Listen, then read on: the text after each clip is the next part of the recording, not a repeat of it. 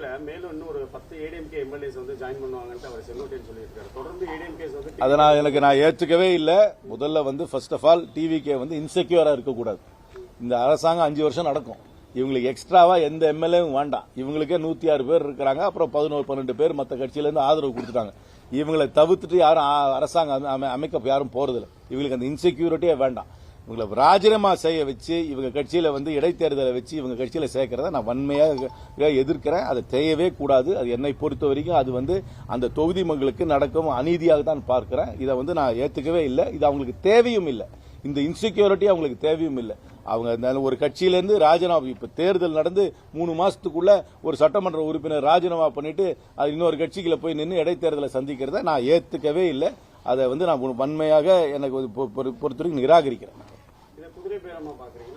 என்ன பேரம் வேணா வச்சுக்கலாம். நீங்க எந்த பேரம் இதை நான் ஏத்துக்கல. இது வந்து என்னை பொறுத்த வரைக்கும் அந்த தொகுதி மக்களுக்கு நடக்கும் அநீதியாக தான் பார்க்கிறேன். அந்த மாதிரி ராஜினாமா பண்ணிட்டு ஒரு கட்சியில வந்து இன்னொரு கட்சியில சேர்றதையும் என்கரேஜ் பண்ணக்கூடாது. இவங்களுக்கு பொலிட்டிக்கல் ஸ்ட்ரென்த் இருக்கு. இன்ஃபேக்ட் இந்த மாதிரி ராஜினாமா பண்ணவங்க யாருக்கு அவங்க இடைத்தேர்தல சீட்டும் கொடுக்க கூடாது.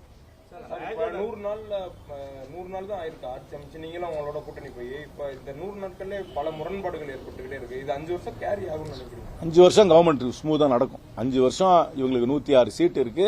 மற்ற பார்ட்டிஸும் உங்களுக்கு சப்போர்ட் பண்றாங்க. 5 வருஷம் இவர் தலைமையில என்னை பொறுத்த வரைக்கும் கவர்மெண்ட் ஸ்மூத்தா நடக்கும். இனிஷியல் டீதிங் ப்ராப்ளம் இருக்கதான் செய்யும். ஏன்னா சொல்றேனே, அவங்களுக்கு இன்னும் பொலிட்டிக்கல் ஸ்ட்ரக்சர்ஸ் எல்லாம் இன்னும் அமையல. அவங்களுக்கு இன்னும் பொலிட்டிக்கல் ஸ்ட்ரக்சர்ஸ் அமையாத நேரத்தில் இந்த மாதிரி பியூரோக்ராட்டிக் டாமினேஷன் கொஞ்சம் இருக்கும். மற்ற பார்ட்டிஸோட இன்டராக்ஷன்ஸ் வந்து கொஞ்சம் ஸ்மூதன் ஆகணும். இன்னும் போக போக சரியாயிடும் தான் நம்புறேன். மேகதாதுல வந்து அணை கட்டுறது வந்து தமிழ்நாடுக்கும் புதுச்சேரிக்கும் தான் வந்து பெனிஃபிட்ஸா இருக்கும்னு சொல்லி டி.கே. சிவகுமார் சொல்லும் போது தமிழ்நாடு சைடுல சிஎம் வந்து அப்போஸ் பண்ணலன்றது கான்ட்ரவர்சியா போச்சு. இந்த மாதிரி பரந்தூர் ஏர்போர்ட்டும் பெங்களூருக்கு பயனுள்ளதா தான் இருக்கும். இதுவும் வரட்டும் அதுவும் வரட்டும் பாத்துக்கலாம். கவர்மெண்ட் அமைஞ்சு நிறைய பிரச்சனைகள் நடக்குது. பட் அக்கௌண்டபிலிட்டி அப்படின்னு சொல்லிட்டு எடுத்துக்கவே மாட்டாங்க அப்படின்னு ஒரு இல்ல. ஒன்னும் பெரிய எந்த இதுக்கு அக்கௌண்டபிலிட்டி எடுத்துக்கணும்? எந்த இஷ்யூக்கு நீங்க பொலிட்டிக்கல் அக்கௌண்டபிலிட்டி எடுத்துன்னு நினைக்கிறீங்க? திமுக ஆட்சியில் இருக்கும்போது லாக்அப் மரணங்கள் நடந்துச்சு. திமுக ஆட்சியில் இருக்கும்போதும் லாக்அப் மரணம் நடந்துச்சு. அதிமுக ஆட்சியிலையும் லாக்அப் மரணம் நடந்துச்சு. தாவேக ஆட்சியிலையும் லாக்அப் மரணம் நடக்குது. அது ஏன் நடக்குதுன்னா அது டிஎம்கேயோ ஏடிஎம்கேயோ டிவிகேயோட பொலிட்டிக்கல் லீடர்ஷிப் வந்து போலீஸுக்கு வந்து இன்ஸ்ட்ரக்ஷன் கொடுத்து அடிச்சு போடுன்னு சொல்ல. இது போலீஸோட கலாச்சாரம். இந்த போலீஸ் வந்து ஒரு கொலோனியல் போலீஸ், வெள்ளக்காரன் உருவாக்குன போலீஸ். பூட்ஸு காலால மக்களை மிதிக்கணும், நெருக்கணும், நசுக்கணும்ன்றதுக்காக அந்த மென்டாலிட்டியில் நடக்கிற போலீஸ். நான் இது பல தடவை சொல்லிருக்கேன். போலீஸோட மைண்ட் செட்டை தான் மாத்திரமே ஒழிய இது இந்த அரசியல்வாதிகள் யாருமே இதுக்கு இன்ஸ்ட்ரக்ஷன்லாம் கொடுக்கறது கிடையாது. இது நீங்களே சொல்லியிருக்கீங்க, முன்னாடி நடந்திருக்கு, இப்போ நடந்திருக்கு. அப்படின்னா என்ன அர்த்தம்? எல்லாத்துக்கும் காமன் ஃபேக்டர் போலீஸோட ஆட்டிடியூட். கான்ஸ்டபிள் இருந்து டிஜிபி வரைக்கும் சைக்கலாஜிக்கல் ட்ரைனிங், ரீட்ரைனிங் அனுப்பணும். அடிச்சுதான் ஒருத்தன் விசாரணை பண்ணுன்ற அந்த பிரிமிட்டிவ் குரூவல்ட்டியை நிறுத்திட்டு மாடர்ன் இன்டர்கேஷன் டெக்னிக்ஸ் எல்லாம் கத்துக் கொடுத்து அவர்களுக்கு சைக்கலாஜிக்கல் ட்ரைனிங் கொடுக்கணும்.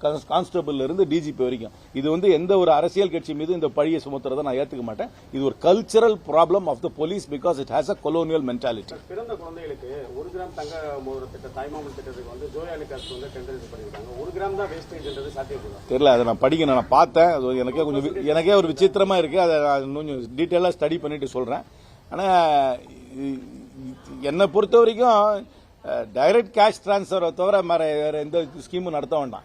இந்த டைரக்ட் கேஷ் டிரான்ஸ்பரை கூட்டலாம். இந்த மாதிரி கோல்டு கொடுக்கறதுக்கு பதிலாக நீங்க 1000 ரூபாய் மாசம் கொடுக்கறத கூட்டி 2000 ரூபாயா கூட மகளிர் அக்கௌண்ட்ல போடுறது என்னை பொறுத்த வரைக்கும் இன்னும் பொருத்தமா இருக்கும். யூனிவர்சலா எல்லாருக்கும் கொடுக்கலாம். இந்த ஆஸ்பத்திரியில் குழந்தைகளுக்கு போய் இந்த தங்கம் கொடுத்து அந்த தங்கம் நிஜமாவே அந்த குழந்தைக்கு இன்வென்ச்சுவலா பெனிஃபிட் ஆகுமான்னு கூட எனக்கு தெரியாது. ஏன்னா அந்த தங்கம் வந்து அந்த குழந்தையோட கண்ட்ரோல் இருக்க போறதுல அது யாரு என்ன பண்ண போறாங்கன்னு எனக்கு தெரியாது. என்னை பொறுத்த வரைக்கும் டைரக்ட் கேஷ் டிரான்ஸ்பர் தான் பெஸ்ட் இன்டர்வென்ஷனிஸ்ட் வெல்ஃபேர் ஸ்கீம். அதை இன்க்ரீஸ் பண்றதுக்கு முயற்சி பண்ணுவோம். அதை நான் ஏத்துக்கவே இல்லை. அரசாங்கம் ஃபர்ஸ்ட் வந்து தமிழ்நாட்டுக்கு ஜனத்தொகை குறையுது, இன்னும் அதிகமா ஜனத்தொகை தேவைன்னு சொல்றதே தப்பு. இந்த 21ஆம் நூற்றாண்டுல நமக்கு ஒரு healthy population, highly educated population தான் வேணும். Number for the sake of numbers கொடுக்க கூடாது. 3வது குழந்தைக்கு ஊக்கமாக நீங்க மெட்டர்னிட்டி லீவ் கொடுக்கறது என்னை பொறுத்தவரைக்கும் கவர்மெண்ட் பாலிசியா இருக்கக்கூடாது. என்னை பொறுத்தவரைக்கும் இந்த ஸ்மால் ஃபேமிலிஸ் தான் என்கரேஜ் பண்ணும். Small families, highly educated families, highly healthy families ரொம்ப முக்கியம். ஹெல்த்தி ஃபேமிலி இந்த மாதிரி இந்த ஆந்திராலையும் இந்த மாதிரி அறிவிச்சாங்க. அதையும் நான் கண்டிச்சேன், இதையும் கண்டிச்சேன். இது வந்து இது அரசாங்க திட்டமா இருக்கவே கூடாது. நமக்கு வந்து சிறிய குடும்பங்கள் தான் இந்தியாவுக்கு தேவை. சிறிய குடும்பங்கள் மருத்துவர்கள் அதிகமாக படித்து சுகாதாரத்தோடு இருக்கிறவன இன்னும் போக போக வர டெக்னாலஜியில் ஆட்கள் இவ்வளவு தேவைப்படாது, ஆட்கள் தேவை கம்மியாக தான் இருக்கும். அதனால் ஆட்களுக்காக ஜனத்தொகையை பெருக்குவதற்காக இதெல்லாம் திட்டங்கள் கொண்டு வந்தால் அது தேவையே கிடையாது. இது ஒரு misplaced idea, totally misplace idea. எதுக்கு மெட்டர்னிட்டி லீவ் மட்டும்? பெட்டர்னிட்டி லீவும் கொடுக்கட்டும். ஏன் பெண்கள் மட்டும்தான் குழந்தைகளை பார்த்துக்கணுமா? தந்தைகளும் பார்த்துக்கிட்டோம். எனக்கு தெரிஞ்சு பெட்டர்னிட்டி லீவும் கொடுக்கணும். ஆனா 3வது குழந்தை கிடையாது, முதல் குழந்தைக்கு 2வது குழந்தையோட நிறுத்திக்கணும். டிவிகேக்கு பிஜேபி சென்ட்ரல்ல இருந்து சப்போர்ட்டிவா இருக்காங்க அப்படின்ற மாதிரி தொடர்ந்து கம்யூனிஸ்ட் வந்து சொல்லிட்டே வந்துட்டு இருக்காங்க. அமித்ஷா சார் சரி, அரசாங்கத்துக்கும் உறவு இருக்கதாங்க செய்யும். முதலமைச்சர் வந்து ஒரு உள்துறை அமைச்சரோ பிரதம மந்திரியோ சந்திக்க தான் வேணும், பரஸ்பர உறவு வச்சுக்கு தான் வேணும். அது வந்து பொலிட்டிக்கல் ரைவல்ரின்றது எலெக்ஷன். ஆனா கவர்மெண்ட் டு கவர்மெண்ட், தமிழ்நாடு கவர்மெண்ட்டுக்கும் சென்ட்ரல் கவர்மெண்ட்டுக்கும் நல்ல உறவு இருந்து தான் ஆக வேண்டும். அதை வந்து குறை சொல்லக்கூடாது. இல்ல அது வாய்ப்பு இருக்கு. இந்த டீலிமிட்டேஷன் வலையில அவங்க சிக்கி அந்த வந்து ஒரு 50% இன்க்ரீஸ் டீலிமிட்டேஷன் வலையில சிக்கலான்னு இருக்காங்க. சிக்கினாங்கன்னா எனக்கு தெரிஞ்ச வரைக்கும் தமிழ்நாட்டுக்கு நடக்கிற அநீதி தான். நான் பல தடவை விளக்கி கொடுத்துருக்கேன். இப்பவே இருக்கிற 543 பேர் இருக்கிற பார்லிமெண்ட்லேயே பேசுறதுக்கு நேரம் கிடைக்கிறது இல்லை, யாருக்கும் எந்த இஷ்யூவும் பேச முடியறது இல்லை.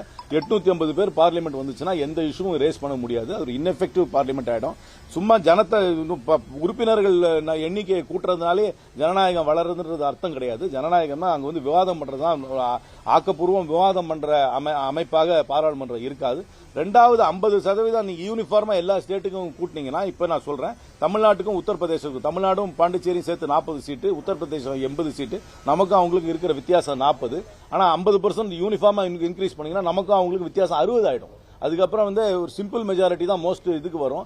5 மாநிலங்கள் வட இந்தியாவில் இருக்கிற இந்தி பேசுகின்ற மாநிலங்களை மட்டும் நீங்க பொலிட்டிக்கலா டாமினேட் பண்ணிட்டீங்கன்னா அதுவே வச்சு இந்தியாவை ஆட்சி பண்ணிடலாம். தமிழ்நாடெல்லாம் வந்து இரலவெண்ட் ஆயிடும். அதனால இதை நான் ஏத்துக்கவே முடியாது. 543க்குள்ள தான் பார்லிமெண்ட் இருக்கணும். 543 பேர்ல 39 இடங்கள் தமிழ்நாட்டுக்கு இருக்கும். எனக்கு தெரியாது, எனக்கு அந்த விஷயம் பத்தி எனக்கு தெரியாது. சார் நான் கவனிக்கல, எனக்கு அதை பத்தி எனக்கு சரியா தெரியாது. விஜய் வந்தாரு, சிஎம் ஆயிட்டாரு, அடுத்து தனுஷ் வர்றாருன்றாங்க, சிம்பு வர்றாருன்றாங்க. 3 படத்தையும் நான் பாக்குறது இல்ல. ரைட்டா?